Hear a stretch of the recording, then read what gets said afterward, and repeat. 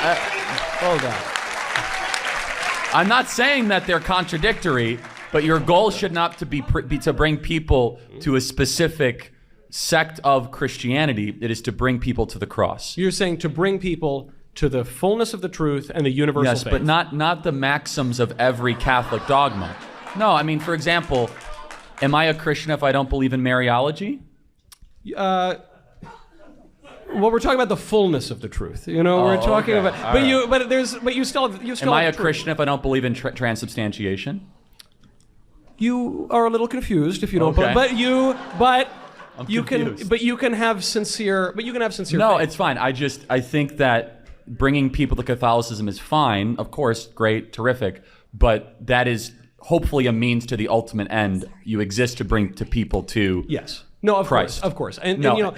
But that is the goal. I'm just maybe being semantically, But think about this question: if what happens when you want to bring people to our Lord, and what happens when there are disagreements over important things? I mean, we schism and say you guys got it wrong, or we do a reformation. But so we're at Christmas right now.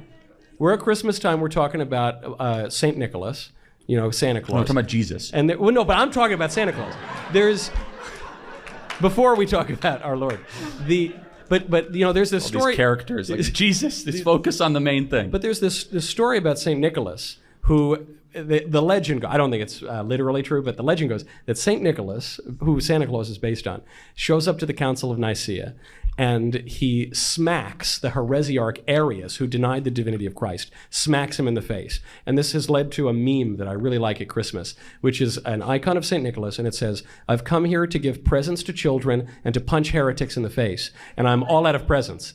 And so I don't think it really happened, and it would have been a corrective slap and all the rest. But the serious question is, what happens when someone has a question on something really important, like, is Christ God? The divinity of Christ. Yes. There has to be an interpretive hermeneutic to figure it out. Of course, yeah. And look, to be very clear, like 9 out of 10 of Catholic dogmas, evangelicals hold. 9 out of 10, right? Yeah. And that is why I believe Catholics are Christian, even though you don't give me that same sort of charity. No, I would. But, I would. No, I'm giving you a hard time. And I mean that. Again, if you are a Catholic who loves Jesus, therefore, and I know that, I believe that there are personally some fundamental issues with, like I say, Mariology, transubstantiation, which we're not going to get into. But the biggest one is the papacy. I can't get over the idea of this Marxist who calls himself the head of your church being a representation of Christ our Lord.